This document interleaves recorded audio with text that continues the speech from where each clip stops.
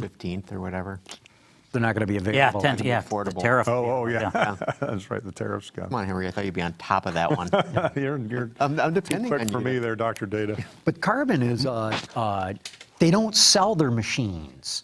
You can subscribe them. It's a service. Oh, so yeah, It's a and that way they're service continually bureau. updated. Yeah. Exactly. Good point, yeah. And it's continual cash flow, too, for the company. I'll bet, yeah. So All the applications. They're getting into automotive now. And in fact, I want to say on the GT350 and GT500 Oh, Mustangs, yeah. they're doing a bunch of Right, the pieces. tariffs got. Come on, Henry, I thought I you'd be think on they're top of that one. They're just prototypes. I'm depending on production. you. Production. Yeah, even Carbon up is, at the Ford facility. They on don't sell Redford their there. Hey, Carmen, we got some audio out here. You can subscribe It's them. like Oh, delayed. so yeah, and that way they're continually updated. Can you turn the Exactly. speakers Good point, off yeah. here? And it's continual. Thank you. Just hear ourselves in the past. Yeah. No, they're doing production parts, and it's interesting. I think they can print out a 12-inch by 12-inch tray. So if you have a lot of little like connectors or little bracket kind of things, you can print out dozens at a time. So even though 3D printing is not nearly as fast as molding machines or anything like that, for low volume production, they can compete. Yeah, like Mouse McCoy showed last week at Traverse City, 3D printed a gas tank for a 3D printed motorcycle. And then he's doing chassis down, and that was all done at Oak Ridge Laboratories with aluminum. Yeah, metal printing. Yeah, metal printing, so pretty cool stuff. Yeah, I swear I can. When they took us in to show us GT500, and they were showing us all the 3D printing they were doing on the prototype car, which was massive. I mean, they were doing like whole front ends. Really? Yeah. Yeah. But we were kind of pushing them on production. Is it your production yet? And they said no.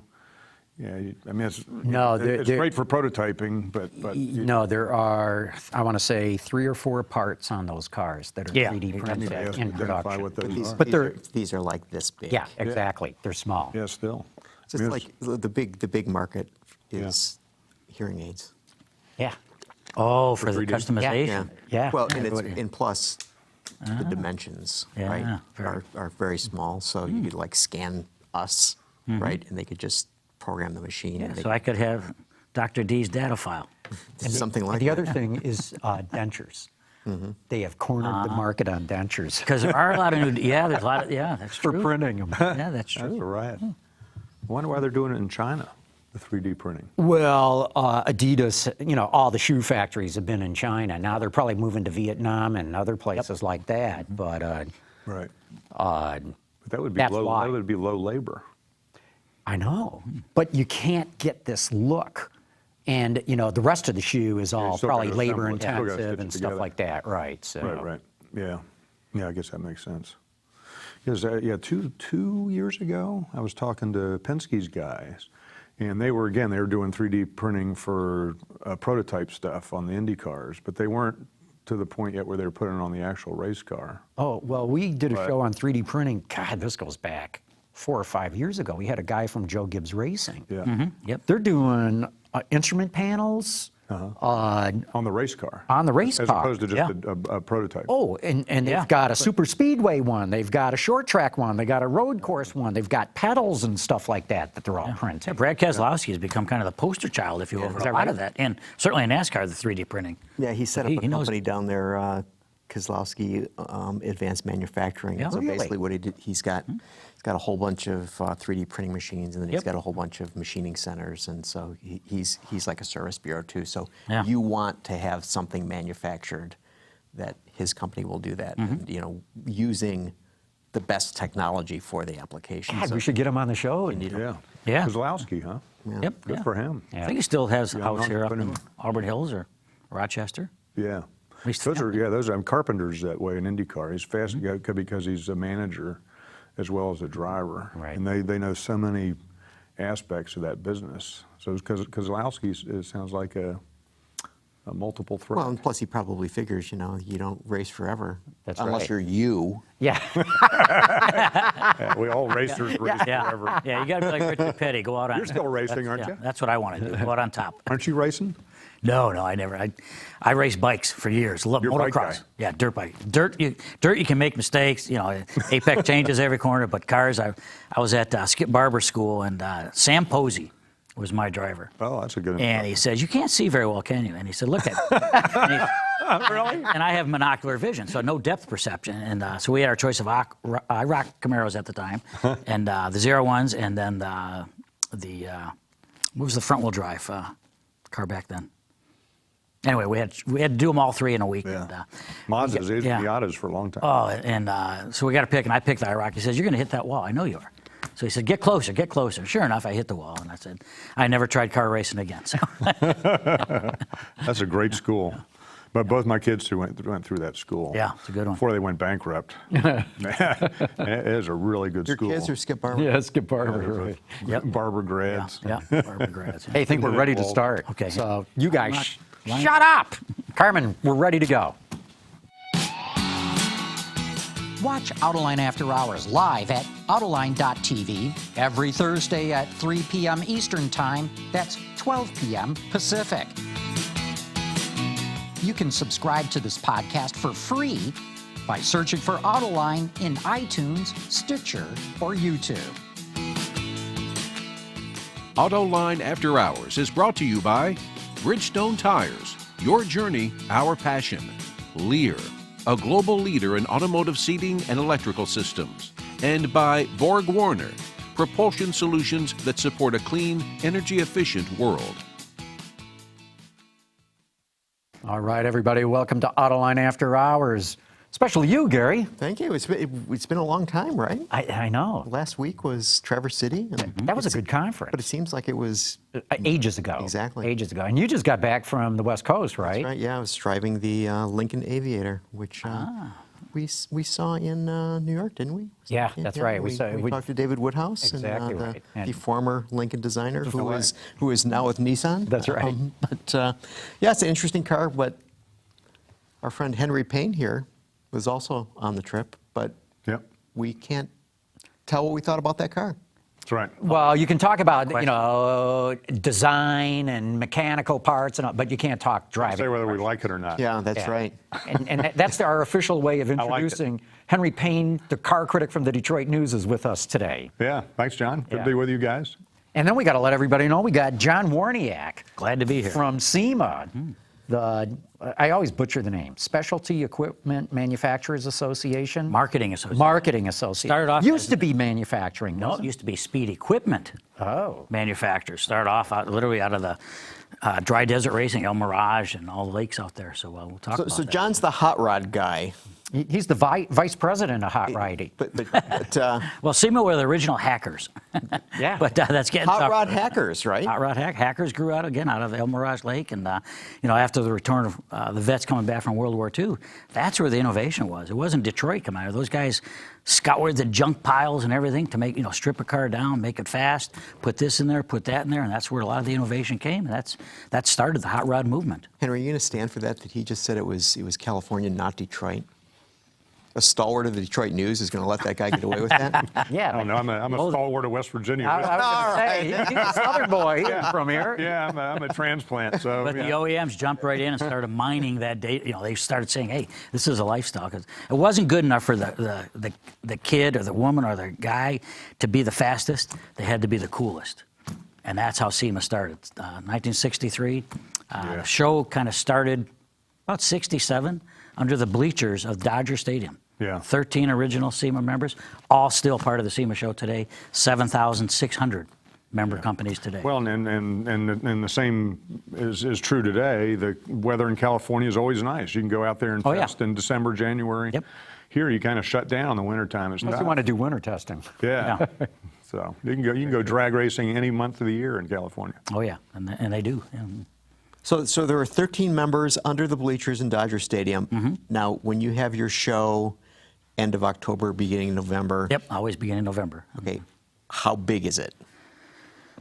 About 2 million square feet. 166,000 buyers and sellers coming together. You know, it's a B2B show. It's still not open to the public. A lot of people think it is, but it is not. We do some things on Friday after 4 o'clock, SEMA Ignited and others, to let the consumers, and particularly the locals, come in and view the cars that go in the SEMA parade and go out. So there are a lot of consumer-type events starting at 4 p.m. on Friday. But the entire show, Monday through Friday, is basically business to business. Buyers and sellers coming together. And it's, you know, it's small by standards. You know, the entire aftermarket, repair and replace, $360 billion or something like that. SEMA's 10% of that, maybe 40 or 45 billion at max. But specialization that you guys have is to make cars perform Absolutely. better I tell folks versus to get that muffler replaced. Exactly. With, It's 22 miles of exhibits of all the stuff you don't need, but everything you want.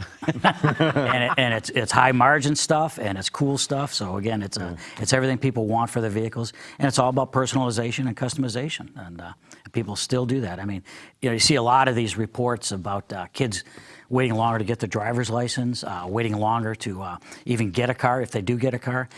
They still like cars, but in different ways. And new market segments are popping up. One is overlanding. You know, taking the traditional off-road stuff, putting a camper and aligning with brands like Yakima, putting that tent, you've seen them on the back of pickups and SUVs, and you take that out. Now there's a whole Overland Expo. Is a huge market segment that didn't exist 5-10 years ago, maybe for the hardcore folks, but now it's going much more mainstream. And that'll be a big part of the SEMA show. You'll see a lot more of overlanding going on. So you're saying kids are still interested in modifying their vehicles for Absolutely. other purposes besides... Yeah, wheels and tires are still the biggest. Certainly the electronics, you know, it started with car audio, but now it's morphing more into connectivity and things like that. It's one thing to have the fastest car, it's another thing to have the most connected car. So you can stay online safely in your car with all the advanced driver assist systems and things like that. So there's a cool factor to that. It's definitely changing, no doubt about it. Yeah. And demographics and psychographics. Are you guys? I mean, you're an individual. You cater to individuals in order to make their cars better. But do you guys get into the autonomous stuff at all? Does that intrigue you guys at all? Absolutely. And let's break autonomy for our viewers into two sections. Basically, it's the passive stuff that gives you a warning. Lane departure warning, blind spot indicator, rear cross traffic alert, things like that. Things like cameras and radars will do for you. The other is the active stuff that actually takes control of the vehicle. Most of the aftermarket ADAS, advanced driver assist systems, backup cameras, warning systems, that's about $1 billion industry for the SEMA community. So they're really getting into that, and that is more of a convenience, and it takes not necessarily a great driver like all enthusiasts probably are or think they are and make them better, but it takes a bad driver and makes them a heck of a lot better. So why is something like this SEMA related and not something that someone would just buy at Best Buy? I think the innovation. SEMA's built on innovation. They find a way to do it. We heard one of the speakers today at the Woodward Dream Cruise breakfast, WWJ, talk about with all the vehicles getting so complex and the cybersecurity, he actually stated that there's a lot of clever people in the SEMA community, and there's no doubt there are. They find a way, but it's getting tougher to do that, so finding a way to collaborate with the automaker to do it with what we'll call responsible modification, do it in the right way. Yeah. And that's what the OEMs are looking for. Tell us the next big thing in innovation, and that's why they come to the SEMA show. Bo Bachman, Galpin Autosports. I mean, when your name becomes a verb, galvanizing, you know you're doing something right. So Bo Bachman and those guys get out there. Bo Bachman's great statement was, the reason the OEMs come out to SEMA, there's gold in those halls, and that's what they're looking for. Yeah. Hey, we got a question here from Dave Tuttle, who watches the show a lot. He's a research fellow down in Texas. He says, do SEMA members see much potential in creating camping, tailgating, emergency stuff using PHEVs or BEVs? Absolutely. Rivian, watch the two adventure vehicles that they've got, the SUV and the pickup. You're going to start seeing a lot of that. I think, particularly Detroit 2020, I think Rod Alberts and Tavi are going to have a off-road section there at Cobo. I think you're going to see a lot of specialty areas just for electric vehicles, off-road electric vehicles. You know, Bollinger, look at that. Great opportunity right here in Detroit, as well as Rivian. So, I mean, when you talk about doing some of these modifications, I mean, and you're talking about the off-roading or overlanding, as you put it, Isn't Mopar doing lots of that for Jeep, such that it becomes, original equipment, not aftermarket, where you guys seem to play? Absolutely. The OEMs capture, not as much as they like to. At best, the dealer bodies, captive dealers capture 30%. So 70% is captured by the independent, the SEMA manufacturers. So it's always a good relationship because they can bring it in, but the clock speed, if you will, for the SEMA manufacturers and innovation is 3 to 4 times faster than you can in production. So Mopar, General Motors, Toyota, Ford, they all come out and look for what can they gather from the SEMA community, what's next, and get that on the next production run. So you see a lot of that, but you see a lot of the conceptual parts and products and systems at the SEMA show. So that's what they're looking for. They know what they have, but that's from a year past. So SEMA's much more what I'll call out on the gemba, the front lines of that innovation. And that's what the consumer wants. What's next? And it's fast.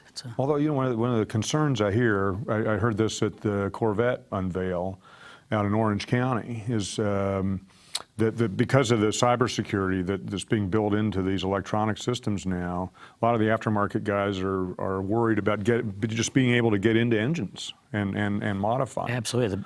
The big fear of being locked out. Yeah, I've talked to a couple big players in that industry, and they feel like they have relationships with the OEMs, and they'll be able to get the codes and the information they need to get in. But how big a worry is that across the SEMA industry?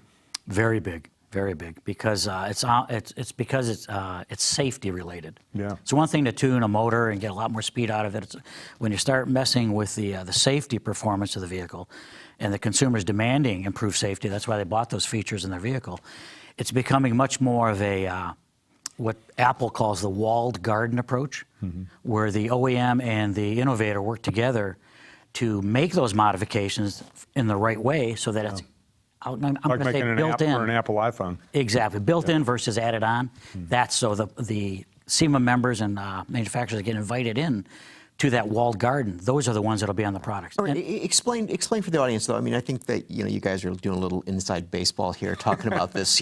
Getting in to do these okay, so we're not talking here about wrenching something, right? We're talking about plugging in to an Scanning OBD tool. I mean, scanning tool is a wrench today. Okay. To a lot of these kids. So these modifications are being done purely through software to make the car go faster, or do something else? Well, even just putting a supercharger on an engine. Yeah. You got to get in there. You got to know the electronics before you And you're modify. remapping the engine. Ahead, So right. software and the electronics, the semiconductors and the chipsets and things like that, they all go hand in hand. And you got, what's the difference between a '67 Camaro and a 2019 Camaro?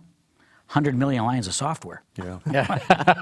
That's the Great difference. point. And the plane you flew back in from California, both of you guys last night, the red eye, probably had about 5 million lines of software code on it. Cars have 10 times, 50 times as much as that. So It's very complex. Yeah. Yeah, it's a real challenge, I think. Well, it's going to only get worse, because now as we're getting into connected cars and everything's got modems on it, there's a cybersecurity concern. Absolutely. So now automakers are starting to lock out That's right. any kind of independent tuners. Well, I think that's why I was hearing so much buzz at Corvette, because the C8 is innovative in a lot of ways, but it's also got the new electronic system that GM is putting in place across Their entire the line. architecture. That's Absolutely. right. That's a whole new electronic architecture. And it's one thing to bang on the door and say, okay, a hacker comes in and gets into a vehicle. Let's say it's through the tire pressure monitoring system or through the USB port.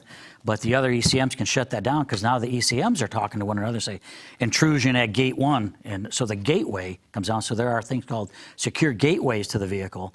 It's almost going to become, and Ami Doughton, one of the Karamba security experts, it's going to become almost like something on an agriculture, like John Deere or Cat, where it's a PTO. All the accessorization and modification has to come in through a special port on the vehicle, so that all the other firewalls can check it, and an architecture that allows something like that. But I don't think that's out there yet, but it will come. And so the aftermarket will continue to thrive, but it's going to be the ones that figure out how to work with the OEMs to do it the right way. Yeah, that's the collaboration you were talking Absolutely. about. That's how it's going to go. It's going to make it harder for these independents, shoestring startups Right. Yeah. who have the clock speed everybody wished they had. Exactly. Yeah. You mentioned a classic Camaro, and and you also mentioned in passing the presentation you heard this morning that my colleague was part of. I understand. So we have the Woodward Dream Cruise coming up this weekend, and so there'll be people from all over the world coming It's already to started. Detroit. Oh yeah, it started last week. Henry's been up and down Woodward many times 3 already. months ago. Yeah. So does SEMA have an involvement at all with the Dream Cruise? You know, meaning that here's a big cultural event that people are driving classic cars of various types and various ages. Great insight and great question, Dr. Data. SEMA, as SEMA staff, not much involvement. SEMA's, a lot of people know SEMA for one thing, the SEMA show, Right. which is basically our flagship. That's 5 days out of the year. The other 360 days out of the year, SEMA Association. That's the 7,500 companies or so across the country and around the world. So lots of SEMA involvement, SEMA company involvement, grassroots, and SEMA's there as an association to help our members succeed and prosper. And that's what it is. So, you know, Woodward Dream Cruise and others, celebration of the car, more importantly, celebration of the car lifestyle. That's what SEMA helps support and condone. And so it's always in the background, if you will. It's, we call it either working on the business or in the business. We help work on the business for our members that are in the business. John, you brought a couple of props here. cool. What'd you bring into the studio here? Well, this actually kind of was the catalyst. Was Ed Piatek, the guy talking today, from chief engineer of the 2020 Corvette. I asked him, I said, because he's the original or the chief engineer for that car. I said, do they still do the Top Vet Award? And he said, we did it for a couple of years, and it was actually started by my good friend Mark Royce's father, Lloyd Royce. So I got this from. So what's the Top Vet Award? Top Vet Award was started by. Here, let me hold that. Dave McClellan, General Bill Creech, because at this time Hughes Aircraft was owned by General Motors, and we transferred technology from Hughes into GM, and it was Don Runkle was the guy at the time started this. He says we want technology transfer fast, so we had to use racing to do that. We started things like the Hans device. We started things like the first crash data recorders, first heads-up display. So we are actually going through with Roger Penske and Rick Mears, one of the labs in Santa Barbara, California, Hughes Aircraft, and there was a helicopter faceplate where you could aim the target, the gun, just by watching his eye. So Rick said, can we put that on my helmet? So Roger and Rick, we figured out, we put that heads-up display through a company called Pi Electronics and Hughes on Rick's Indy car, just like that. So that was the kind of the evolution of the tech transfer, and we ended up writing a book about it.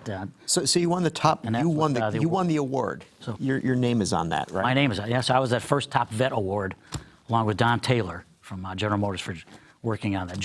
Don was kind of the GM side, I was the Hughes aircraft side. And you mentioned in passing Dave McClellan. We should mention he was the chief engineer. He was the of chief Corvette. engineer at the time, yep. Yeah. And, you know, Ed Piatek, as you mentioned, Yeah, was the current version. is the current one, because everyone thinks it's Taj Juchter. Well, Taj Yeah. is the executive chief engineer. Kind of the vehicle line executive, right? Yeah. So go back to this book. This is Pretty cool stuff. This was all transferring race or aerospace technology into automotive. Absolutely, and the genius behind it, certainly Lloyd Royce. You look at all the people in the beginning that supported it. We had 15 vice presidents at the time, and the whole Hughes acquisition was led by Roger Smith.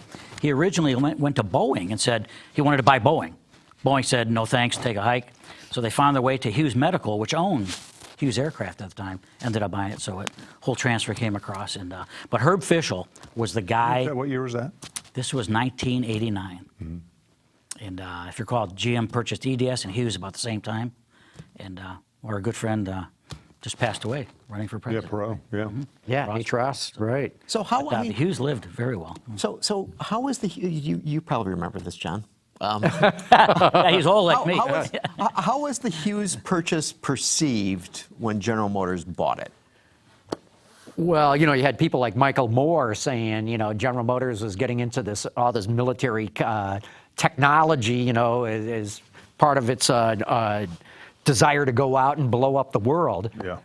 There was a lot of skepticism inside the industry, like, what the hell is GM doing? Oh, absolutely. But, you know, inside GM, especially with people like Runkle, being able to take the systems engineering learning that Hughes already had and dump that onto GM, they feel that it was really beneficial. Oh, yeah, and the product technology transfer was arguably 40, 50%. Sun Racer program at the time, and the electronics and things like that. The big payoff was in process, systems engineering and program management.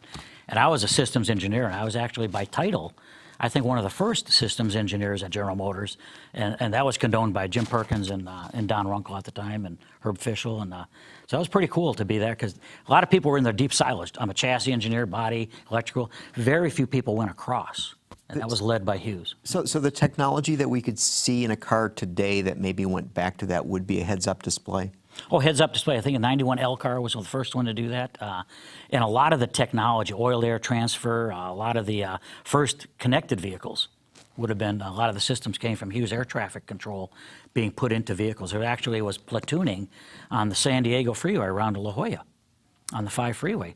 Hughes systems on General Motors vehicles in 1989 through 91. There's a famous picture of the string of those Buicks driving down the highway with all the drivers putting their hands out the window to prove they did not have their hands on the steering wheel. One of the first demonstrations of autonomous cars. Yep.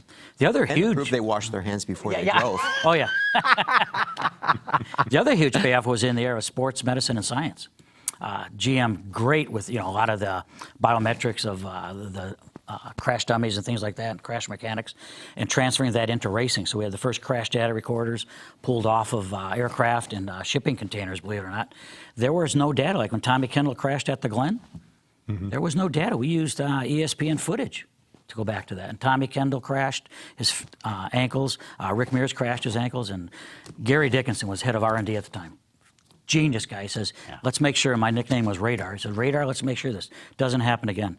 So again, Herb Fischel, we started that program. That is now a big part of what they call... That's happened very quickly. I mean, Oh, when was the Kendall? Yeah, within months. Yeah, I mean, that was 2000, when was that? That was... Oh, no, this was 80, 91. Was it that long ago? Yeah. Oh, okay, yeah. Yep. Yeah, and but Gary Dickinson, Herb Fischel really jumped on this, and it ran fast. And now it's all part of International Council of Motorsports Science. So a lot of that information, best practices transferred over. Dr. Terry Trammell runs it. Great opportunity for tech transfer from, in this case, from industry to medicine and science. And it's at actually at the PRI, SEMA PRI show every December now is their annual Congress. What is your sense of how this happens today with, I mean, you're talking about, the early 90s, a lot of this technology transfer going on. Is that still occurring as tech companies and car companies working together, or is that sort of gone by the wayside? Oh, I think it's actually been the term democratized. 3 kids in a garage today can compete with large manufacturers, particularly with additive manufacturing.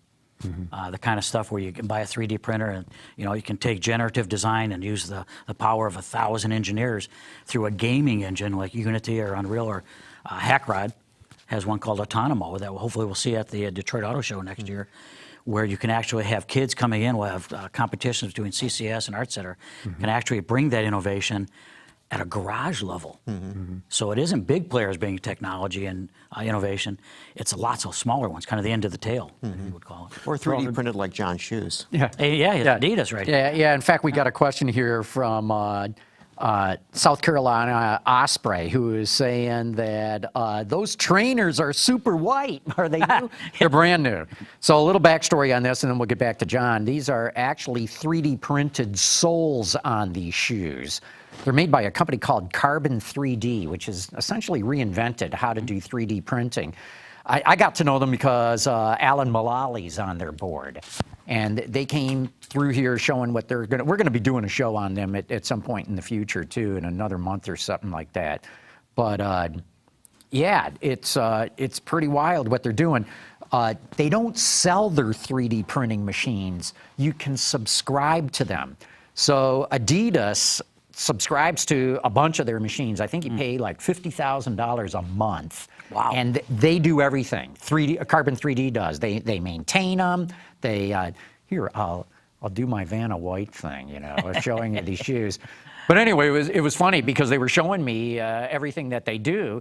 They're even doing NFL helmets, the inside liners for them, because they can measure a player's head, take their weight into consideration, and 3D print something for each individual athlete. And I want to say the 49ers are using it and some other team, I can't remember right now.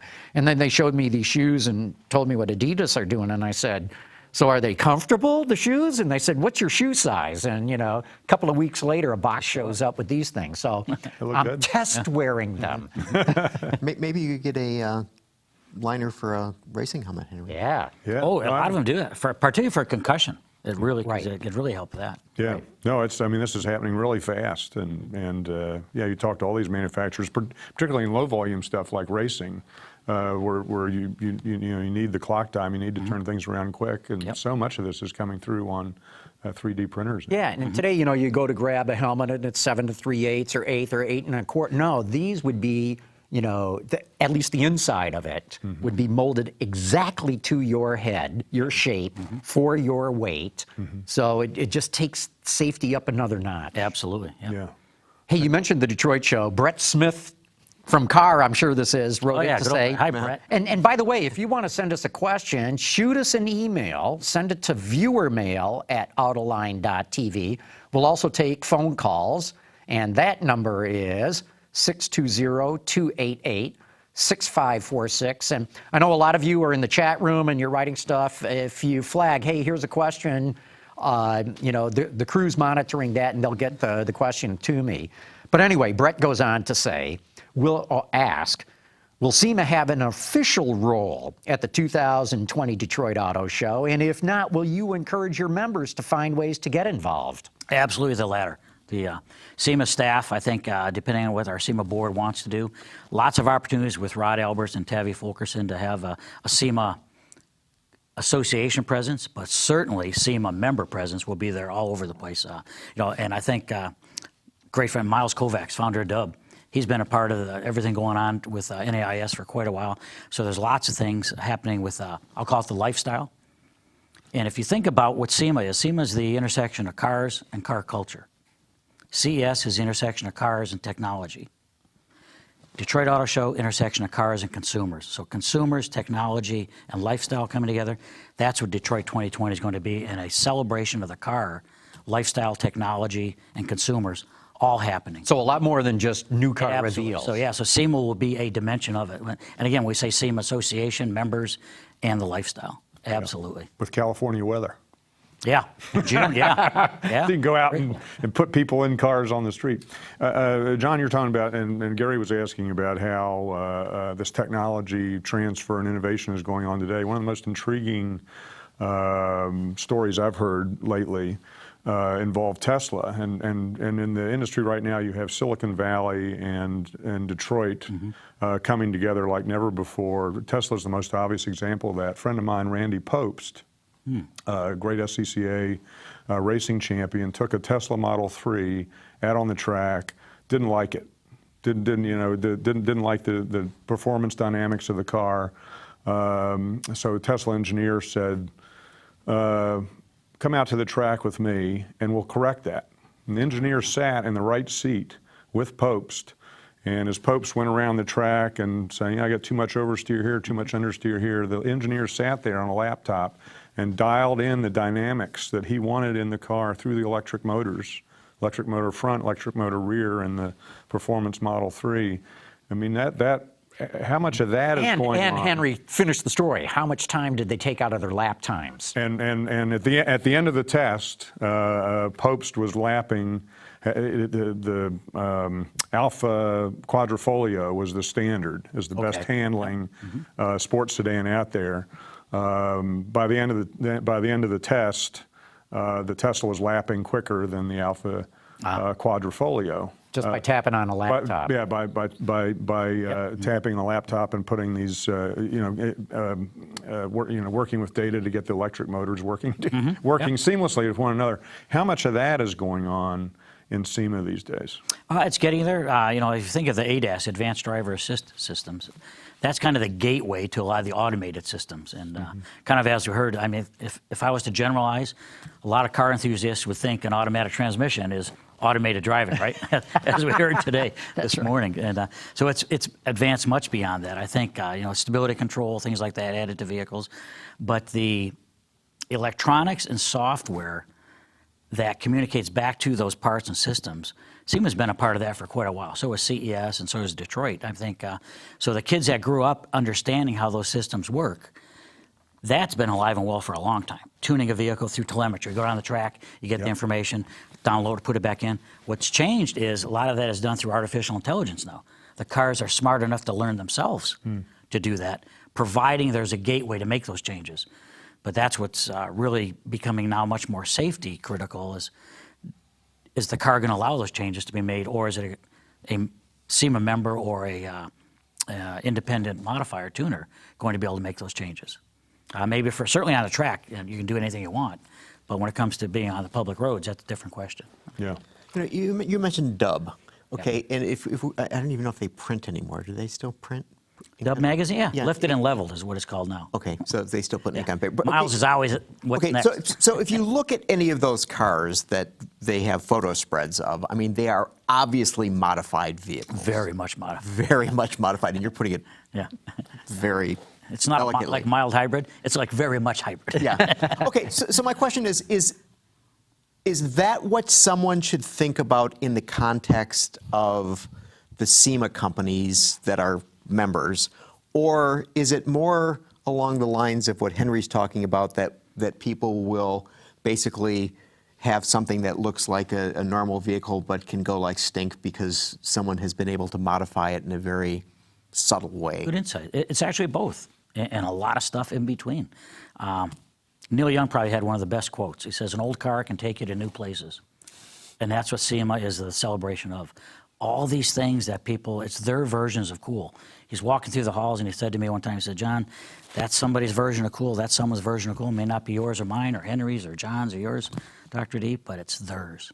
Yeah. And that's what continues the lifestyle. And I think we'll see different kinds of cool with these things. Certainly Miles and the people that supply those vehicles through Dub and with the Dub wheels, and that's one kind of cool, but there's much more kinds of cool today. You know, it's not the James Dean or Peter Fonda kind of stuff, Steve McQueen. There's a whole bunch of different types of those folks out there, and they are the folks we saw like this morning, the students up at MBS and others. They still love cars. They just do it differently. Mm-hmm. Hey, we got to take a quick break right now. We got 3 sponsors that really make the show possible. We're going to hear from them. We'll be back to talk more about cars and the industry. The world is changing at an ever-increasing pace. No matter what the mode of transportation, there is always the need for an efficient propulsion system. And that's exactly what BorgWarner has been doing since the earliest days of the automotive industry. We create innovative mobility technologies that reduce energy consumption and emissions while improving performance. Our proven track record has made us an industry leader in forward-looking propulsion solutions for combustion, hybrid, and electric vehicles. Lear Connexus offers a parental controls application with geofencing that sends notifications regarding driving behavior and location, including curfew alerts, acceleration alerts, and speed alerts. All delivered to a smartphone application that includes vehicle location, driver notifications, and a report card of driving history, including notifications when predefined geographic boundaries are crossed. For more information, visit Lear.com.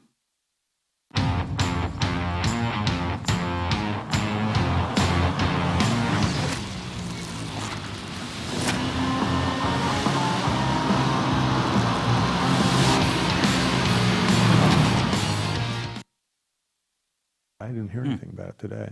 The show is back, Henry. We're live, and this is the part of the show where it's time for Dr. Data. Okay, so this one has nothing to do with hot rods. But there will be a number, and there will be an answer. Got it, Dr. So D's Katie, have a number. Katie, bring up the slide, please. Okay, in 2018, 12% of the U.S. population took a bus, rode in a Lyft or Uber, bought a used pickup, or rode an e-scooter. So that would be roughly 32 million people, That's a lot, yeah. right? Roughly. 10% of the population, we're, I think, around 325 million. That's a lot. I'm going with Lyft or Uber. John, I'm going rode an e-scooter. rode an e-scooter. I'm with John, e-scooter. And we do have a correct answer here, and the answer is rode in a Lyft or an Uber. Oh, Right. that many, huh? Wow. Very good. So, I mean, Henry. so- What do I win? Yeah. bragging rights because Yeah. you got the answer correct. And I think our everlasting admiration.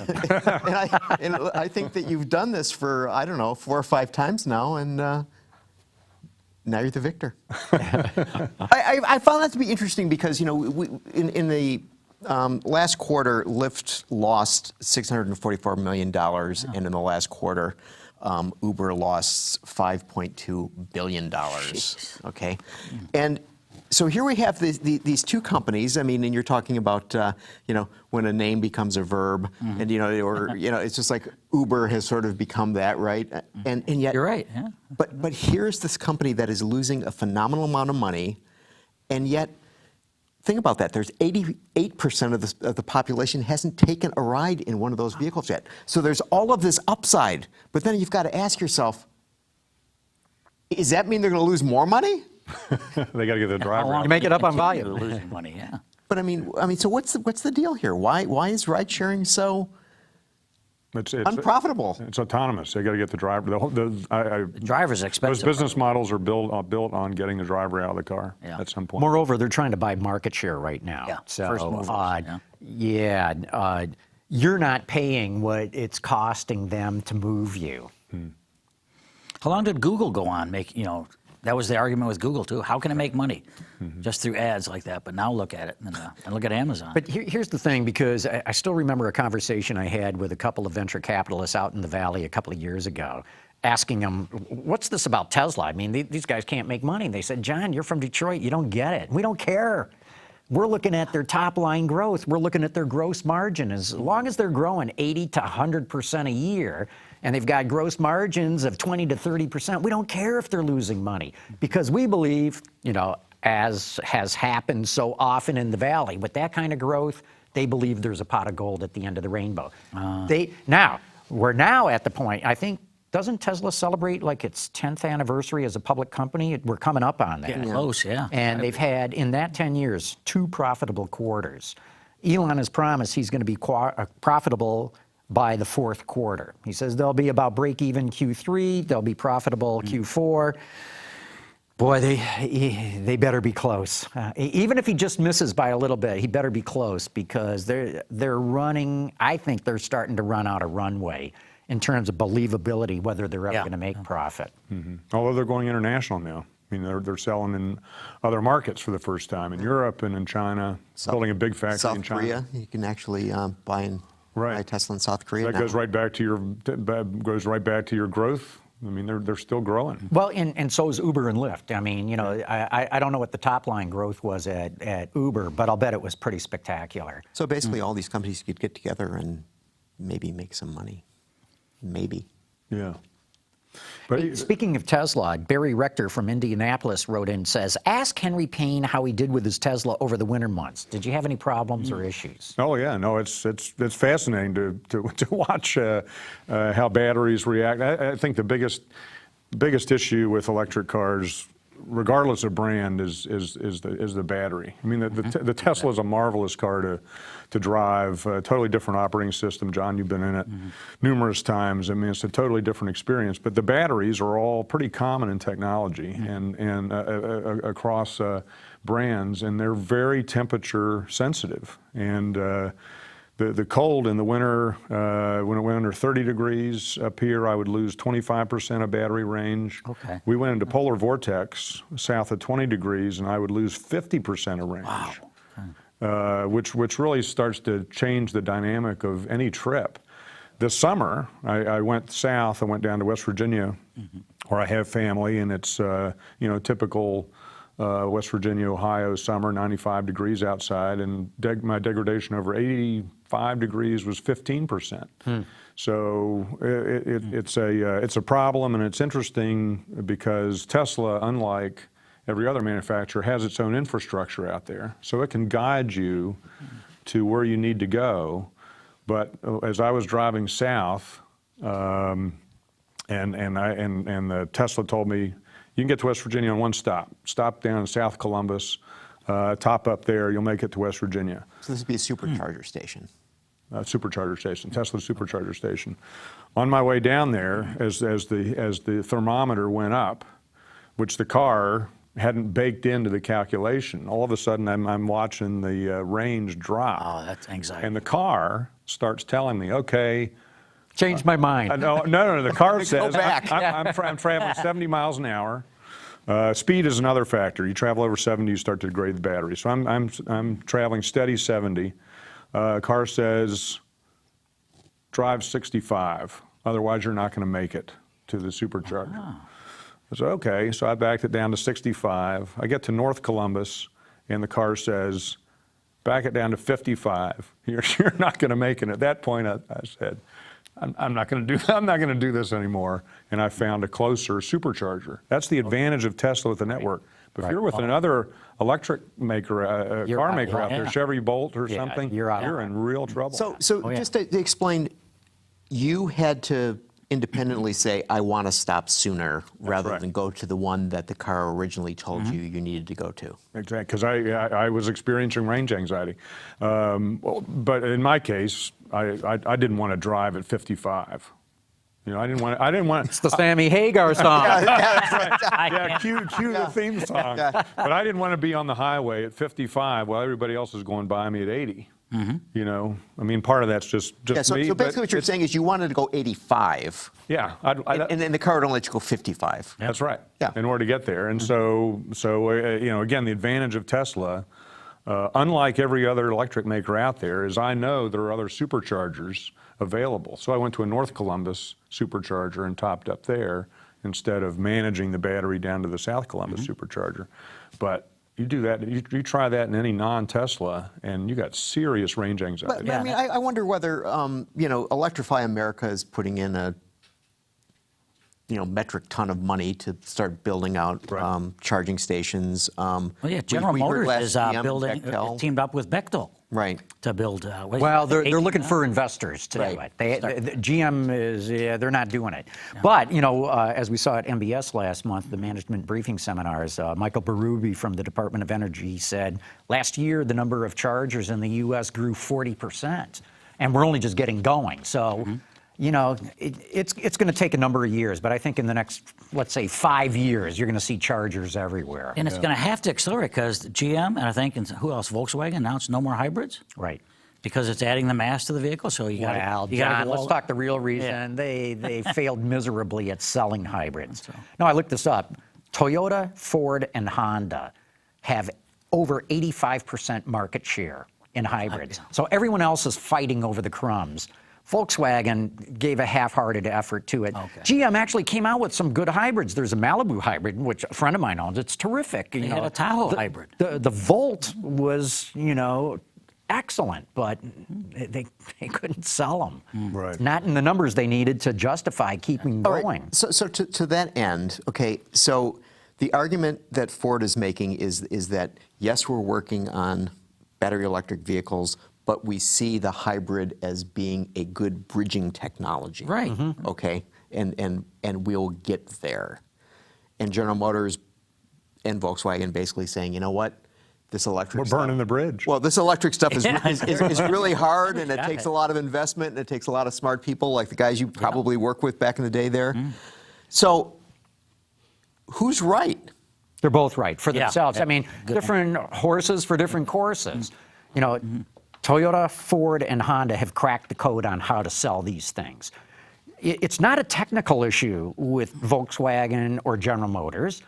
They're as technically competent as the other guys, but they haven't figured out how to move the metal when it comes to selling hybrids or plug-in hybrids. So they're saying, oh, we're going to put all our money in it. Look, I'm telling you, they threw in the towel. They couldn't sell them.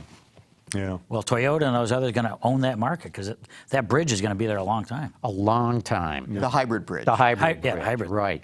I still, you know, we've talked a lot about this on the show. I still don't believe the American public, or most of the public in the world, is all that ready for electric cars. No way. You know, they're all priced pretty much $50,000 and above. Those are the only ones that are selling any halfway decently. And what happened in China? They cut the subsidies, and boom, sales went. Right. Well, they didn't go down, but they're growing at like a 1% rate right now, versus the 80% rate or whatever it was before the incentives went away. Yeah, they're why- expensive. I mean, the Lincoln Aviator that Gary and I were just driving, the premium to get to the plug-in. This is this isn't a pure electric. They're offering a plug-in option. Is $7,000 north of an Aviator, and this is already a car that starts at That's how you make money on a $52,000. plug-in. Yeah, that's how you make money, but that's inaccessible to most buyers. Right. That premium. Not Aviator buyers. Come on. Come on. But the muscle electrics and the hot rod hybrids. My wife's got an XSE RAV4. Absolutely loves it. Zippy. The mileage is incredible, and so that's the owner. So yeah, you're right about Toyota. All right, Having that market share. So speaking of Ford and General Motors, so their CFOs made a presentation this week at the JP Morgan conference, and they were talking about what's going to be happening, and they seem to be indicating that the industry may be in for some rough waters going forward. What do you guys think?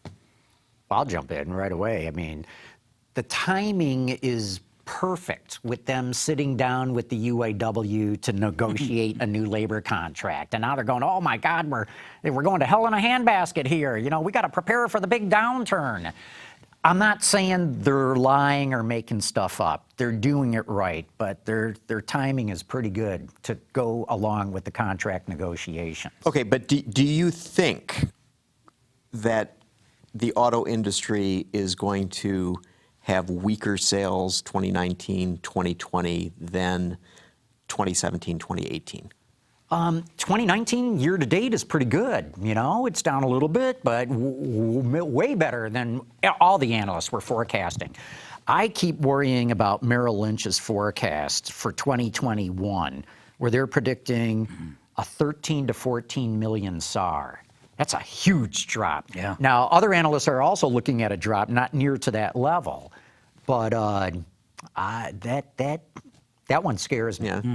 I think the other worry is, I think folks have written off Europe as a growth market for some years now, but they've baked in that China is going to continue to sell 30 million plus vehicles. China is in recession right now, or at least is not growing at nearly the rate it has recently, and that's been a big driver of profit for these American companies, for Cadillac and others. So I think that's a real worry. I heard a great theory, or maybe just insight, at MBS as to why the Chinese market is slowing down. Just a few years ago, if you wanted to buy a car in China, you had to buy a new car. There were no used cars. And now their car park has grown to be much bigger than the U.S. I think we got about 280 million cars in this country. China's now at like 325 million. So literally in just the last 2 to 3 years, bang, now there's lots of used cars.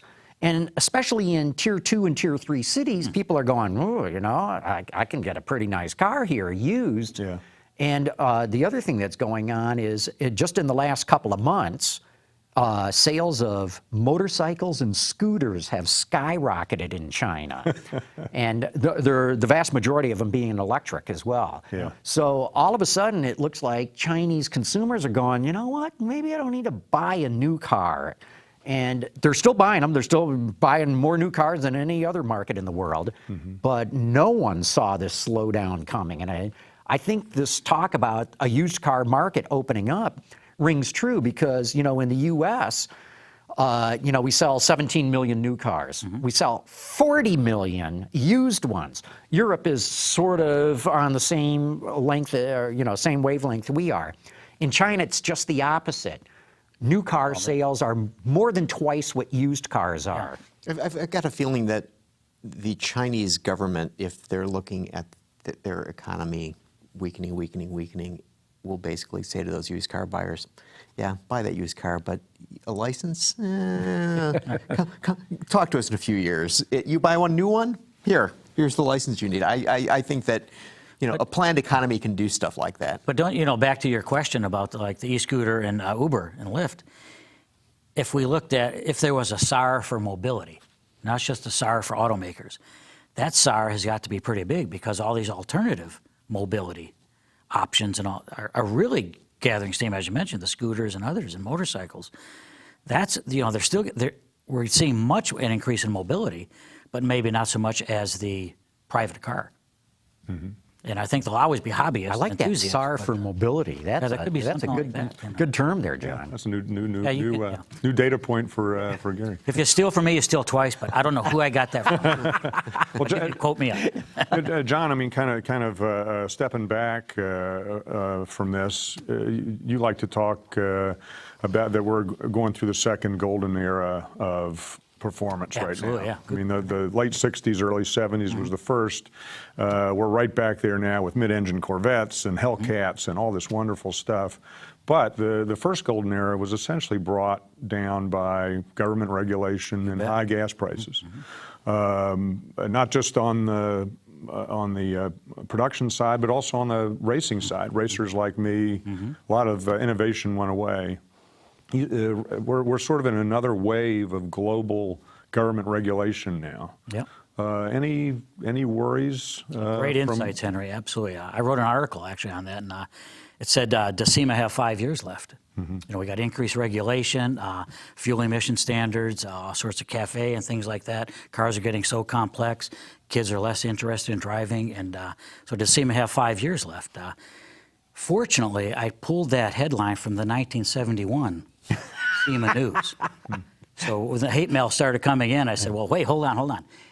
SEMA members figure it out. They find a way. There's always a crowd. There's always a guy and a girl that have that car bug, and we'll find a way to do that. So yeah, we're in a different kind of era, but it didn't go away in 71 to 75. It's not going to go away now, but it's going to change.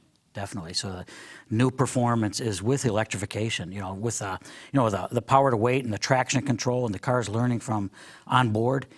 When you've got 1,000, put that Elephant crate motor in there, you put with the Corvette came off almost 500 horsepower. There's a lot of technology in there, electrification, not of the powertrain, but electrification of the sensors that are making that work. That's what's changing, I think, in the SEMA world. People figuring out how to make that power more usable. And that's what I think the OEMs will look at in terms of collaboration with the aftermarket. Yeah. John, you mentioned seeing Tim Kuniskis this morning, and so earlier this week, Dodge introduced I got to read this because it's a long name, the 2020 Dodge Charger SRT Hellcat Widebody Daytona 50th Anniversary Edition. Minivan. It's gonna make 500 of them. Pacifica. 717 horsepower, 650 foot-pounds of torque. They're going to make 510 of them. Are they going to sell 511? They'll sell out instantly. Yeah. I got to tell you, Kuniskis told me today, he says, I hope I'm not jinxing myself. He says, but if sales keep going the way they are here in August, this will be the best month in the history of the Challenger and the Charger. He says, since they first came out. And so this is an old platform, right? This thing's over 20 years old right now. And I think that Dodge has done a brilliant job of managing those brands. Just a brilliant job. And I asked him, so what's the secret? He says, listen to the customer. He says, we come down to events like the Woodward Dream Cruise, and what do our customers tell us? Give us more power. So he said, all we're doing is giving them what they're telling us. Yep. So, Henry, you're a race car driver. What do you think of something like that? I love it. I was up at Roadkill Nights last weekend, broadcasting my radio show from up there. You had 50,000 people up in Pontiac watching legal drag racing On Woodward Avenue. On Woodward Avenue, Right. and I think you got to go back to those people, because all this talk about young people who don't want to drive anymore. People were drag racing illegally on Woodward 50 years ago. Now they're drag racing legally on Woodward Yep. today. And you walk through that crowd at Roadkill Nights last Saturday, and it is all families. It's kids Yep. getting into thrill rides on M1 Concourse or lining those grandstands and watching Leah Pritchett, who's a 20-year-old superstar drag racer, go down Woodward Avenue in a 11,000 horsepower top fuel dragster. Yeah. I'm telling you, you're baking a new generation of motorheads. All right, but I got to ask, and maybe you have an answer to this question, John. How many of these people, these kids that Henry saw, the families, how many were dad who said, "All right, kids, we're going to Pontiac." It's always We got Dad. this, you know what I mean? It's always Dad. And how many of these kids? Because you said that that's one of the elements of does SEMA have 5 years that maybe young people aren't as interested in cars. I mean, are you guys doing research into this and seeing the relative interest that the next generation, Generation Alpha or whatever it's being called now? Yeah, past Generation Z. Absolutely. The kids are they're enthusiasts, and they're being attracted to the new technology of those vehicles, and that's why they may be dragging their moms and dads there. And that started with this robotics movement. Like First Robotics? First Robotics, Square One Foundation. You look at the growth of those kids, so that's where they're looking at. Look at the new groups that have started up at Ford. Look at all the engineers they're hauling down to the train station. 5,000 there. And you take people like that, that's what they're all about. That's what excites them. Cars are faster, smarter, cooler, and more connected. Yeah. They love all that. Yeah. Yes, it's got to be cool, but that cool keeps changing. Certainly speed is one of them, but going faster is just one element of that cool factor. There's other elements of that cool factor. How smart is it? Oh yeah, I worked on that controller or something like that. That's what's getting them that street cred with their buddies. Well, and the electronics help you go faster too. I mean, I did a roundup this week of the cars that turned 26 this year, so they can get their antique license plate in Michigan. And the Pontiac Firebird from 1993, this is the class of 93. Everybody remembers this Firebird, the one with a long anteater nose on it. It was based on the Banshee concept. Very distinctive car. 230 horsepower. Okay. And that was considered, the pinnacle of muscle in 1993. Kniskus and company just stuck a 717 horsepower engine into this Dodge Daytona you're talking about. Yeah. Good Lord. And you can manage it. And you're right. Without the electronics, there's no way they'd meet the emission standards. Right. So that is really cool. I think, there's a guy named Mouse McCoy. You guys met him last week at Traverse City. Mouse is kind of what I'll call a modern day cowboy and the father of the digital hot rodder. This next generation, Henry, of hot rodders from the 50s, that kid today is, for lack of a better term, a digital hot rodder. They're bringing these tools, Unity and Unreal are the game engines. They're designing them like in Forza Motorsport, but they're designing parts of cars. Right. It's all part of the hacker and maker movement. Absolutely. And his company's actually called Hack Rod. I mean, hackers and hot rods coming together. Yeah. Yeah, no, I'm a seat of the pants racer, and you go to the track today, and my kids are racing, and they get out of the car and they go straight to the truck and download all the data. And it's a data generation. They grow up on handhelds, and it translates into everything automotive. So that's a whole new generation of folks coming. And a whole part of being connected, like you're a runner and biker, Strava. So you can compare your performance to someone else. So you're taking a lifestyle, but you're integrating it and connecting with others around the world in that case. So there's elements of that didn't exist 5-10 years ago. What do you do when you get out of the car, Henry? Sit in a chair and drink a beer. Talk about how cool it is. Man, that was close in turn 11. Have to watch that guy next time. What does Steve McQueen say? Something like racing is life. Everything else before and after is just waiting. Henry's just waiting for the next race. That's right. Wait for the next time. And my kids they go right to the cockpit. Download the data recorder stuff, go inside, they do overlays, they compare their corners, all that stuff. Yeah, it's very sophisticated. Yeah, that's cool. And it's second nature to them. Yeah. Hey, look, I think we're going to have to wrap up now. But John Waraniak, thanks so much for coming on, man. Great conversation. Always a pleasure. Great having you. As well. Thank Henry, you too. Always good having you. Oh, yeah. Thanks, guys. Good to be with you. Yeah. Pleasure. Great to see you, John. Makes for a fun day, that's for sure. Sure does. Just keep all the wheels on the pavement, Henry. Shiny side up.